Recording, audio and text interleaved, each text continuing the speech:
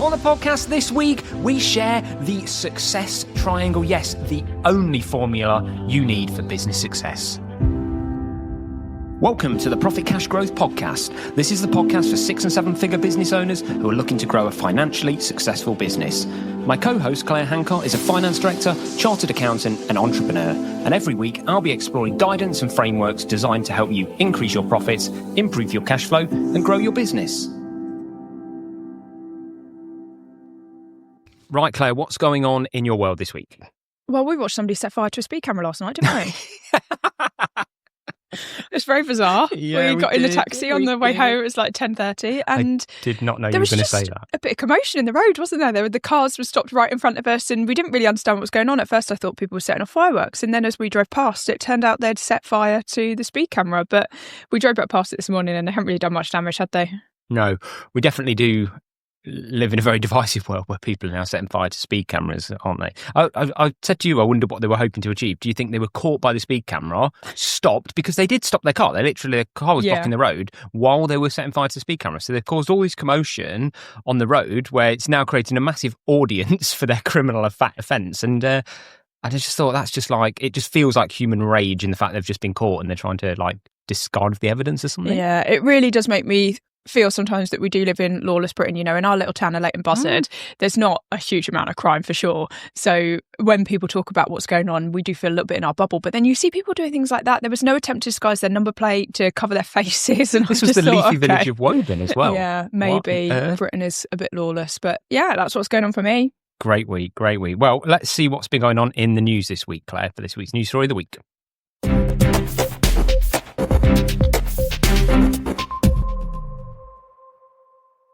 So we're going to talk a little bit about Leon. Obviously, we need to just mention the Bank of England's held their interest rate at 4%, but it's more of the same. More of the same. So not a lot to discuss then. But obviously, with the budget coming up, we are going to do a post-budget post-mortem, aren't we, in coming weeks? So we'll discuss that then. I do think we've glossed over probably the biggest news story of quite a long time, actually, in the politics world, was Rachel Reeves' impromptu 8 a.m.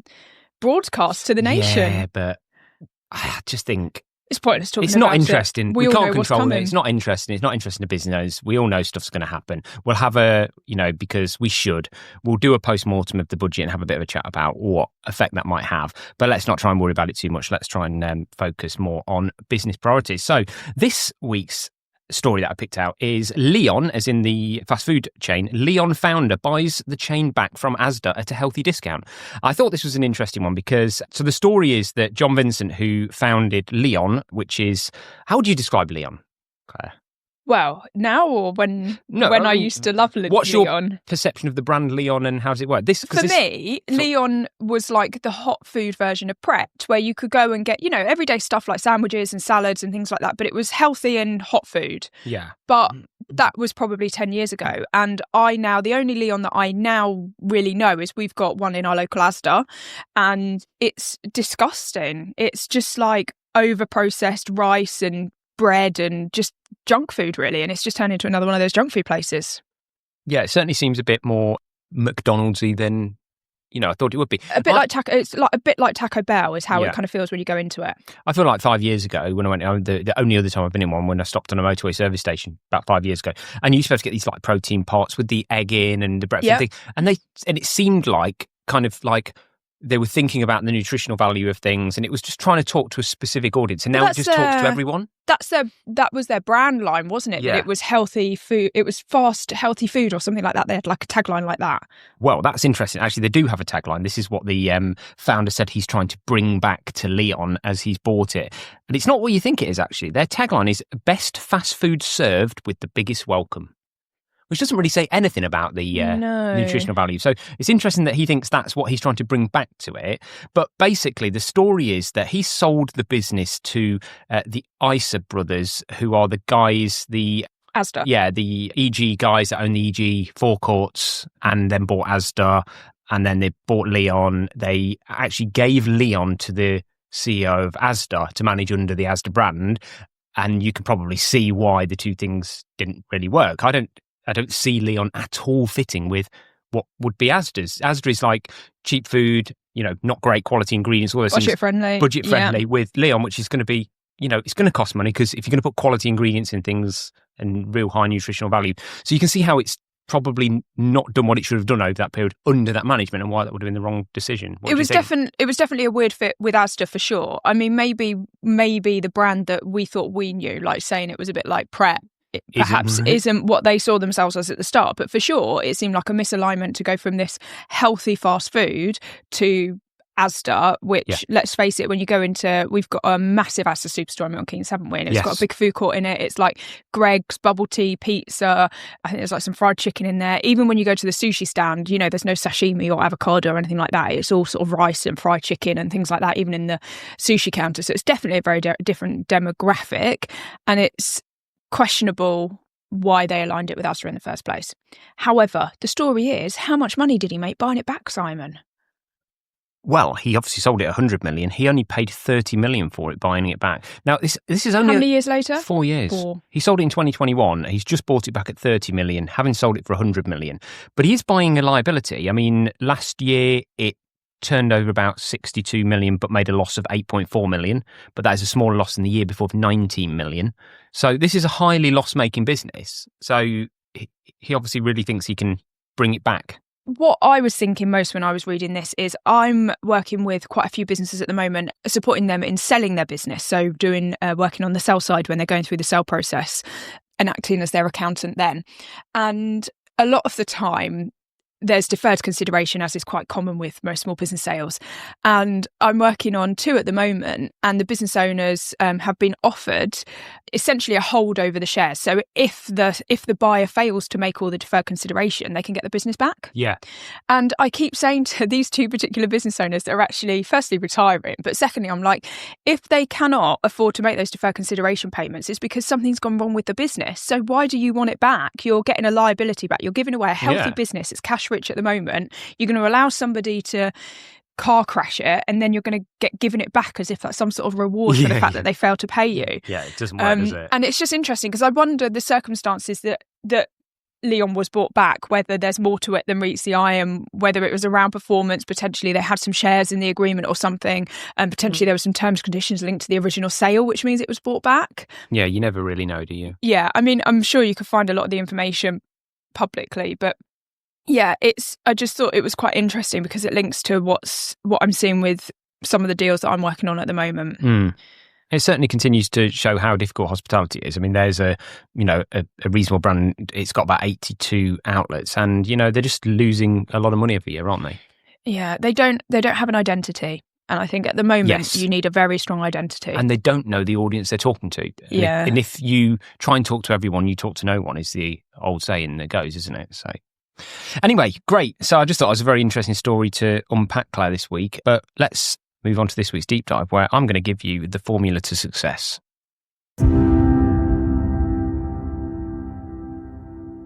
So, Claire, this week I want to talk about something that everybody wants, which is a simple, straightforward formula to success. Well, it sounds too good to be true, doesn't it? It sounds way too good to be true. We're going to chat about it today.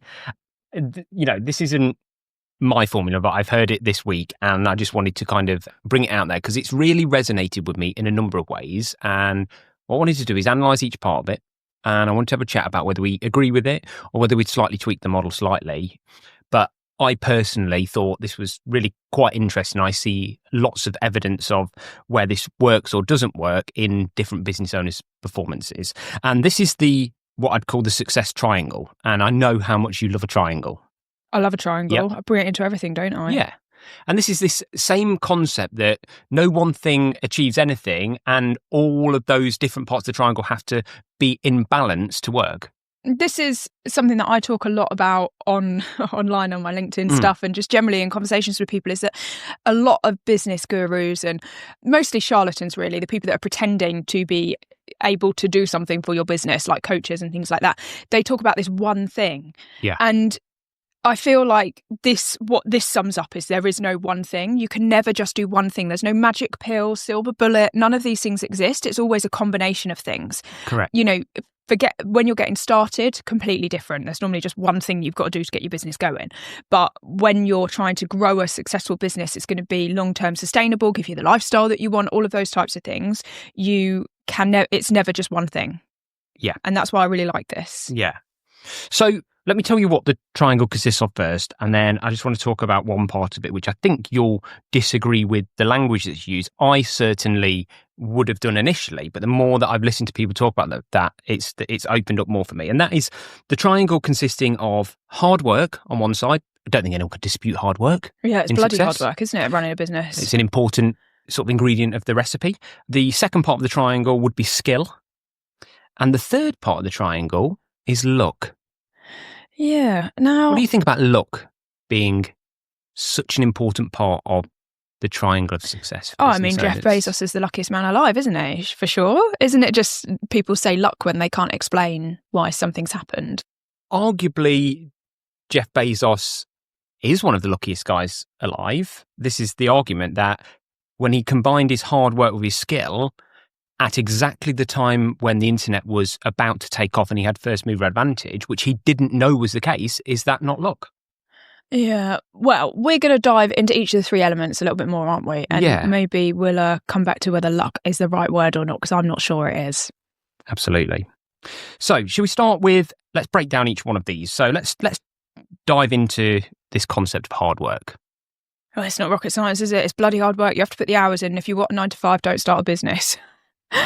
Might be the case, but I'm sure that you see a lot of people doing hard work in the wrong direction.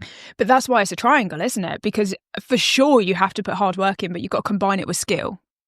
You know, we see a lot of the time business owners just working constantly in their business. It's that kind of phrase that comes to mind. Are you working in your business or are you working on your business? It's that type of thing, isn't it? That just me sitting in my office every day being an accountant is not good enough. I'm working really hard. I'm putting the hours in for sure. I could sit at my desk for 12 hours and just do accountancy work, but that's not going to help my business grow. And so hard work alone can never be enough. No, absolutely. And is this, part of the challenge is, if you do 10 years in the same position in the same company, working really, really hard, great. But is that moving you forward because your triangle's relatively flat? You're repeating the same thing, aren't you? Yeah. And again, hard work won't really pay off if you're repeating bad processes. Yeah. If you're working really hard on the wrong thing, or your thing isn't very good in the first place, then, no amount of effort will make it work. For example, trying to sell umbrellas on a spring morning, when the sun is shining and it's 15 degrees, is not going to get you anywhere, is it? No amount of hard work will sell those umbrellas. So having bad processes, having a bad product, having a bad team, none of that can be made up for because you work hard. But for sure, you have to put in a huge amount of hours. And we were actually having quite an in-depth conversation about, we reckon it's about 1,000 days, don't we? But we're going to do a different podcast on that. In a bit more detail. Exactly. So we think in summary that hard work, amplifies results if you already have the other things in the mix that really work. So would you say hard work on the right things, moving your business in the right direction? You can't just do hours and hours and hours on something that is delivering no results. Yeah, because that's just inefficiency. It's the definition of madness, isn't it? Repeating the same thing over and over again, thinking that you're going to get a different result. I think I agree with this concept because I live this concept really unconsciously. And I think a lot of this is about bringing things that you do if you're successful unconsciously and bringing it into the conscience. Because if I think about where I don't, you know me, I'm a bit like you. Like I ruthlessly manage my time, and I really don't like doing things that I've done before. I don't like repeatable tasks. I just feel like they're a waste of time. I feel like I want to find a skill and then work on that, or hone something until it works, and then I'll push the hard work into it. You'll often say to me, it amazes me how action orientated you are, but I'm only action orientated once I'm certain that I'm ready to go in the right direction. Does that make sense? And I want to 10x something that I know's working already. Yeah, whereas I'm a little slightly different like that. I get excited about a concept, so I'm very much a starter, not a finisher. So I like to just throw myself all into it from day one. I'm jump 2 feet first in, don't care about the detail, figure it out as we go along kind of thing. And I think there's some merit from that because you get quick learnings, but it also for sure puts me at quite a significant risk of burnout. Of working really hard on the wrong thing. Yeah, that's definitely. True, yeah. So there isn't a right or wrong way to do it. I feel like you have to just be aware of what your tendency is. And my tendency is to jump 2 feet first in everything and get really excited and run along with it. And it does mean that I could probably waste a lot of hard work and a lot of hours on the wrong thing. You, on the other hand, like to plan and like to be a bit surer before analyse. you move. Yeah, I'm a bit of an analyser. Yeah, love and that. so that might mean that you're just delaying the start and elongating a process that you could probably get over and done with quicker. Very possibly. Do you think that people that are grafting really hard but in the wrong areas are the people that are most susceptible to what they would like determine as burnout? Yeah. Do you think this is a cause of burnout where your triangle is flat? You're doing the hard. You're just working You're really overbalancing hard on the hard working side and not the skill and the luck side. Yeah, 100%. Yeah. And most business owners fall into this trap when they start. They just get really bogged down in working in the business day to day, being really, really busy, fixing every fire. Yeah. And there's no way to step back and make things better. And that's a little bit why we now come to number 2, which is all about the skill. Absolutely. So what do we mean by skill?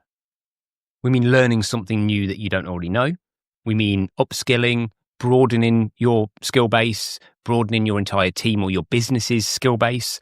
But the negative side to skill, if your triangle is unbalanced, would be, I guess, somebody like, I used this example with you, didn't I? The inventor that goes into Dragon's Den, who just keeps inventing stuff. He's got amazing skill. He's got the solution. His product's amazing. You look at it and you think everyone should have one, but everyone doesn't have one because he's not working hard enough at trying to get the product out into the market. What he's doing is he's just focusing on the skill he has. I feel like this is the dream of the freelancer. You know, they've got a job at the moment, you know, digital work, marketing work, accountancy, whatever it's normally a service-based industry, even like plumbers, electricians, tradespeople, things like that. They've got this skill and they're sold this dream that because they've got the skill, they can be successful and run their own business. Yeah, it's the and they fall into this trap of they don't realise that there's a shit ton of hard work they've got to put in to make it happen. They literally think they can swap their 9 to 5 for their own business and make more money. Yeah. And that's not the case because, again, they're missing the hard work and they're missing the luck element of it. But definitely the skill is something as a business owner that probably most of us start with a very specific skill in our trade. So for me, you know, it's accountancy. I am a qualified accountant and there's tradespeople out there, there's marketing people out there. They have this skill, but that's a very operational skill. And we're talking more about broadening your business skills, aren't we? About how to run a business, how to lead a team, how to do marketing, how to communicate effectively with people, all of those skills that you don't normally have when you start a business. Because where do you go to practice those skills other than in the school of owning a business? Yeah, it's, you know, to perfect this side of the triangle, it's about immense levels of curiosity, being curious about everything. It is going down different rabbit holes and trying different things and upskilling yourself in different areas, constantly learning. Your learning rate has to totally outpace your growth rate. You know, you really need to... That's really interesting that you say that because I think you always need to be ahead of where you want to be, don't you? You can't, you know, there's this phrase that you can't be what you can't see. Yeah. And if I can't see what a £5 million accountancy firm looks like, how am I going to structure and develop my business to be a £5 million business accountancy firm? It's going to be difficult to get there if I can't see it. Yeah. And so I have to learn and I have to grow my mindset and grow my learning and grow my skills so I can see it to be it.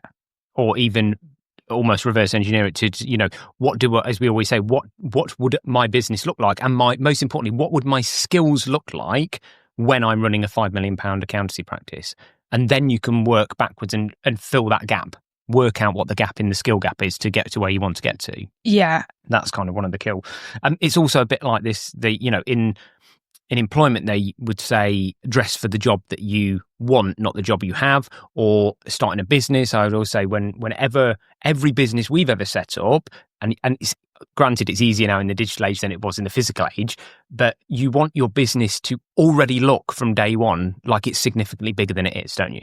And you can create that now in the digital world. You can create a feeling. But again, you can only create that feeling through the hard work. Because actually posting 30 bits of content on 10 different platforms from week one every week consistently is really hard work.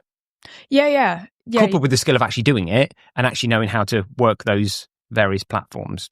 Now, do you think that mastering one skill deeply, or so being like a jack of all trades and a master of none is better than being the most skilled person in something. And this is something that I come back to repeatedly in my business, because since I started Profit Cash Growth, I have a requirement to do a basic level of CPD and keep up with accountancy knowledge and stuff to make sure I'm up to date with legislation changes and stuff. But beyond that, all of my learning has not been related to accountancy. And as a business owner, if you're running an accountancy firm, or you're, for example, running, you're a tradesperson, and all you're learning is more about your current trade, and you're not broadening your skill set and developing those business skills, then I think you're going to run into a problem. Yeah.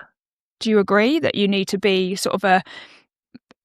you just need to have a very broad skill set in business about running a business and business knowledge, rather than having deep things in certain areas? Obviously, it goes without saying that everything comes back to your personal goal, or what success looks like to you, because we don't want to fall into a trap of saying, success is to everyone what it might be to us, which is we want to be a business owner, we want to have a really good sized business, and we want to grow that business. But actually somebody might be a brain surgeon, they want to be an amazing brain surgeon and earn a really nice success. To them looks like a really nice sized lifestyle business. It's really specialist. In that case, possibly specialising down is more important in that particular But then they're instance. not going to be a business owner listening to this podcast. So for business owners to run a successful 7-figure business, potentially an 8-figure business, do you think having a broad business skill set is better than having a very deep skill set in one area? Of course, because you should be filling those specialisms with your team. Yeah. I think having a broad top level knowledge of all of the different areas is very important. So when you're being potentially bullshitted or hoodwinked, and how how to leverage other tools like AI to better analyse those things 100%. One thing I've heard a lot lately, and I think I heard this person on the Stephen Bartlett podcast, and I think it was the Snapchat guy that was talking about this, but a lot of people are referring to this sort of T methodology when it comes to recruiting people in your business. So when you come to recruit anybody that's like managerial level or above, so managers, and then ultimately, long term, you'll have a board with directors on, et cetera, an MD in your business, then anybody managerial and above must come with a T level of skill set. And what that means is that the T, so imagine like the horizontal cross at the top of the T, that is your general business knowledge. You must have a base level knowledge, understanding of sales and marketing and HR and IT and legal. Absolutely, that's the minimum benchmark for anybody to be a manager in their business. But then if you're recruiting the head of finance, they must have a very deep level understanding. That's your vertical line of finance, and the same with your marketing person. So every manager needs to have a base level understanding of business, and then a very deep pillar into one area sitting specifically. Them. Yeah, and I think that's what most business owners should aim to do as well, is have that T structure. Almost you want to try and get your horizontal line to be as wide as possible. And the more you get into business and the more successful you become, the less and less of an accountant, for example, I become. I lose touch with what's happening in the accountancy world and things like that, because I'm not doing it anymore. I'm focusing more on my business, not on accountancy. I think it's fair. I mean, you can only ever take your own personal experience. I mean, I would say, I'm relatively successful at what I've done. And I think that if I look at why that is, it's for all the reasons that you've said, which is I went on a journey that started 10 years ago of insanely learning. Yeah, you are a nightmare. You're unbelievable. I've read over 1,000 books in 10 years. I never read a book before that.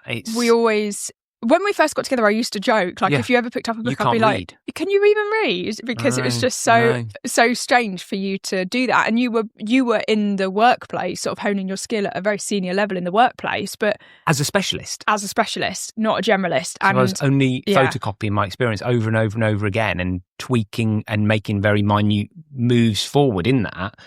In one industry, in one area, and various things like that. And all of a sudden, the broadness of what I can do is insane. I mean, the fact that I can now run a PPC campaign with Google, I can run a Facebook ads campaign with Facebook, I understand copywriting, it's insane what I, from a skill perspective, can do at a relatively competent, broad level, but not enough for that to be your job. No, not enough for somebody to be my day job. Correct, you've got it. To recruit you and say, do you know what, you're going to be our pay-per-click ads manager, because you've just skimmed the surface of, I need to know enough to do this. Yes. And to make it work. So amazing, right? Okay, so skill. we've done. I think we both agree we've done hard work. We've done skill. So here we come on to the controversial one, Claire. Luck. Yeah. What's the definition of luck? I think luck is the wrong word, because this puts luck, when you use the word luck, it feels like something you can't control. And there is an element of things that happen in the world that are uncontrollable. But I think a better one to say here is opportunity. And I think the word luck should be replaced with opportunity. There is still luck, but luck is completely uncontrollable and almost shouldn't enter into your mind, whereas opportunity is controllable. People create their own opportunities. Like a classic example of this is like Nepo babies. So, people born into, if you have gone to Eton, you've already got an immense network of people and doors that can be opened for you through opportunity alone. Yeah. But if you don't have the skill and you're not prepared to work hard, you're probably not going to get very far. And if I'm trying to really break this into a couple of like actual examples to get your view as to whether this person or this one was lucky. So I'm going to take a music band, Pulp, in the 90s. This is totally random, right? Pulp were a band who had released 6 albums for over 10 years. And toured and toured and toured and played music gigs until their 7th album, they got known and got recognised and suddenly became one of the big Britpop bands, and all the rest is history. Is the day that they got that, is that lucky? Is that their luck part of the triangle? Because it is, because they would say, oh, we were lucky that day that, that album, that 7th album, everyone liked. How lucky is that? Or we were lucky that the 7th album was picked up by a record company and they wanted to put a load of marketing money behind it and do it. Do you not think they put the hard work in, though? They were at every event that a scout could have been there or a music mogul could have been there. And they probably went to 1,000 events and never got picked up. And they were at the one that mattered. But isn't that what opportunity is? You make your own opportunity. If you're not putting yourself out there, you will never be seen, you will never be heard, and you will never get that lucky opportunity. But here's where my interesting part of the triangle is the point you're making there, Claire, that actually we can only control 2 parts of this triangle. So yes, we can't control the luck, but we can increase the luck by focusing on increasing our ability within the other 2 parts of the triangle with the hard work and the skill. Because if Pulp had turned up that day, well, first of all, if Pulp hadn't done thousands of gigs every year and worked really hard, just grinding out, wrote 6 albums, grinding it out, doing the tours, the hard work part of it, if they'd only done 10 gigs a year, they probably wouldn't have been at that gig that day because they weren't working as hard. So they were pushing their hard work inside of the triangle. The other part, their skill, means they must have been good musicians and writing good music, so they've honed their skill. Because actually, if they'd have been at that event that day and they'd been seen by the record company, but the music was shit because they weren't very good at it, they wouldn't have got signed either. But likewise, if they had potentially become more skillful, they should have known earlier that they only needed to go to one gig to be seen. They only needed one music person that happened to like their particular genre or happened to have a gap in their current catalogue of artists. They could have honed their skill. So they probably worked. So they were probably out of balance on their hard work versus skill, which was they could have done more analysis to understand where the right person was going to be in the right place. So they had to work a little less hard. So they worked too hard. Maybe they didn't need to do 1,000 gigs. Maybe they only needed to do 100. 100 of the right But because gig. they weren't skillful enough, they didn't know that. However, the luck, it wasn't luck that they were at that event. That was a deliberate action that took them to that event. It was a deliberate action of the years of playing music that got them practice to the point that when they happened to be at that event in front of that person, they were skillful enough to win the deal. Okay, here's another one. What about Joe Wicks? So Joe Wicks was extremely lucky that he happened to have a concept at a time when everyone was suddenly locked at home and the only way they could consume it was over YouTube, which is what his product was. Was that lucky timing for Joe Wicks? Or was that something else? Joe Wicks was not an unknown before COVID. He was, wasn't he? No, he wasn't. Well, I didn't know him. I knew who Joe Wicks was before COVID. But he blew up. Because he blew up, but he blew up because he'd already put in the hard work and made connections, the skill side of things, made very deliberate connections. Okay. And he put in a shit ton of hard work. So he was not big name like he was now doing deals with Channel 4 and people like that, but he was big on YouTube and people knew who he was. Okay. For sure. And there's hundreds of businesses, digital businesses, that were no good and suddenly took off during COVID because all of a sudden all of their demand and their customers went into their channel. So all of a sudden demand outstripped supply, purely lucky. They didn't know COVID was going to happen. They didn't know that was going to happen. So is that the luck part of their triangle? But everybody had the same luck in COVID. Everybody was faced in the same circumstances. Not if you're in hospitality and you've been shut down. Yeah. But what I mean is, okay, so every hospitality business was shut down, for example, in COVID. But the ones that had a bit more business skill and a bit more acumen quickly shifted to doing like takeaways and things like that. And actually, some of them did better. Yeah, some of them ultimately. Yeah. Okay. So they turned the problem into an opportunity. This is where we come back to this word opportunity as an interesting. So I feel like luck almost should not enter onto our triangle because luck is just the world that we exist in, and that our triangle should be hard work, skill and opportunity. And if you don't put in the hard work, you're not going to have opportunities. But if you don't have the skill set to seize an opportunity, then they're never going to appear and you're going to find growth really, really slow. So the official definition of luck, if we're saying this now doesn't fit opportunity, is when something goes your way, you can't take credit for. You can't get struck by lightning if you're not outside. That's true. But the luck that is completely uncontrollable is the weather. The luck is that you're struck by lightning when there's a once in a so many millions. It's not like you're not going to get struck by lightning if it's a sunny day. Are you? So if you live in the UK, the chance of being struck by lightning very remote. Go to a country that has like these freak storms all the time, then you're far more likely to be struck by lightning. That only comes by having a little bit of geography knowledge about the world. So you move yourself to that place. So that's not luck. That's making yourself opportunities through hard work and skill. So if I turn this round, as we've done with the other two parts of the triangle, I said, what happens if our triangle's out of balance and we're over indexing on luck? That's someone that plays the lottery, yeah? If they're over-indexing luck, they're not doing any skill. They're totally absent on skill and hard work, but they're high on luck, which is they're completely relying on luck, which is why their chances of being a success are 46 million to 1. Yeah, I mean, because their triangle's out of balance. I think we might refer to this sometimes as pissing in the wind. Like you're just randomly throwing stuff out there. That's a good idea, yeah. Hoping that something sticks. There's no strategy. There's no skill behind it. You're not really working hard to try and capitalise, make sure that you get the most out of every opportunity. Like you're just hitting and hoping. Nice. And every now and again, one of those businesses might hit a home run, but it's so few and far between for sure.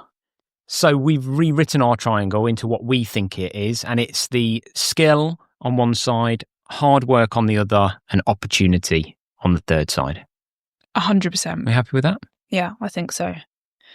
And I think that we make quite a good triangle, actually, because for sure, I double down on the hard work. That's my default. But you double down on the skill. Yeah, I probably...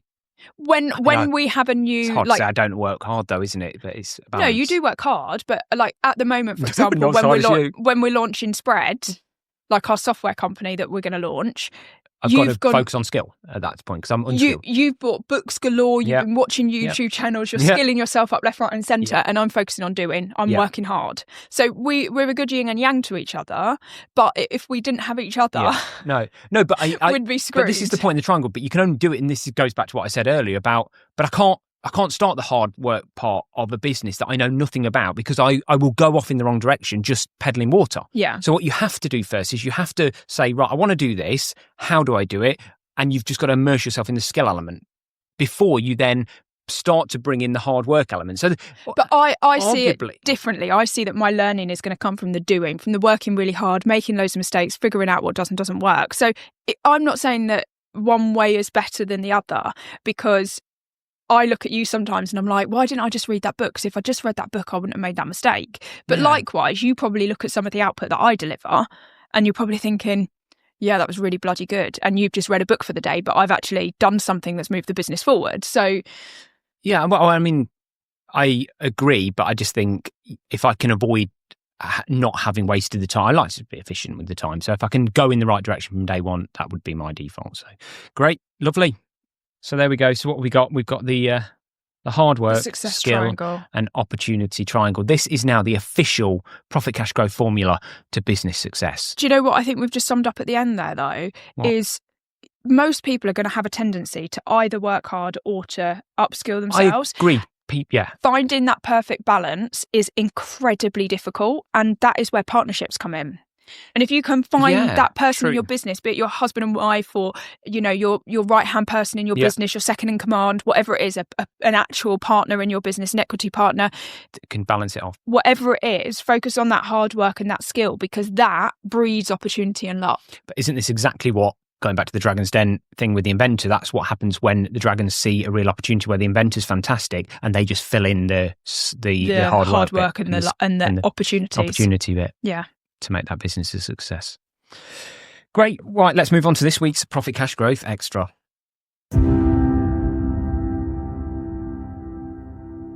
So this week, Claire, I want to talk about wearable recording tech. Yes, this is a bit MI5-y, a bit spy, isn't it? We were actually discussing this in bed this morning, weren't we? As you do. And we decided that I was quite excited about having this in our marriage, but I think you're a bit hesitant and it might be the downfall of us. As you know, because it was one of my extras a few weeks back, I now got myself into quite a good habit, or I'm trying to force myself into quite a good habit of voice recording on my phone, all the meetings, all the seminars, everything I go to. And another one this week, again, went really well. I went to a day-long seminar. I just left the phone recording all day and then got ChatGPT to give me a really good, robust summary about, like, how can I use this day to my... It was fantastic. So I'm really liking that. So I took it to the next step and thought, well, how do I like integrate this recording more than like having to remember to press my phone and various other things? And I saw something on somewhere else with somebody with like a necklace with a little... that had a little recorder in it or something. So I've been looking at wearable tech, and you can actually get voice recorders built into little lapels for your jacket. You can get them built into your like watches, Fitbit watches that also do recordings, and all these different things on the basis that you just tap and it starts recording, or things like that. Or they even have always on tech, which sounds really dodgy to me from a privacy perspective, where it's just constantly recording everywhere you go. I mean, this is basically like, do you remember when people used to wear a wire in the old 1980s, like police things? This can't be used in court because it's entrapment and all that kind of thing. What do you think about this? I think this would be brilliant, because I feel like I spend my whole life saying, I told you so, I told you this, I've told you this 10 times already, and you swear blind I haven't. So do you know what worries me about I would love this. Because we're nearly there already. This was a Black Mirror episode about 3 seasons ago. Do you remember the one where everything was recording in their body and they could wind their life back constantly, and it drove them to like suicide because they got so obsessed with like constantly like reviewing things that had gone on in their life. It was just so unhealthy. I would find this quite interesting though, like what you said about what you did with the transcript from your day that you went to. If you literally like recorded your entire day and then put in ChatGPT and said, should we be married? And then asked ChatGPT to like summarize your day and your learnings from the day, actions that you agreed to take, things like that. I think that would just be really a bit of an eye-opener as to like what happens in the day and what type of person you are. Because how much you miss by being involved versus... And that's what I've loved about doing this, because I can be so present in the meetings now, because I'm not thinking about taking notes or what to do. I can get a summary out of it afterwards. So do you think the wearable glasses like the Ray-Bans and stuff would do this? That would be quite good. But battery only wouldn't last long enough, would it? That's the problem. Okie doke. Well, thanks for joining us for another week's podcast. As always, if you feel like you may have outgrown your accountant and you'd like to work with Claire and the team at Profit Cash Growth, you can book a free call with her at profitcashgrowth.com. On the website, you can access all the evergreen old podcasts for more learning. You can get a copy of Claire's book, Profit by Numbers, for free. We'll post that out to you. And as always, please rate, review and subscribe to the podcast, and please share it with a business friend who might find it useful. And we will see you again next week.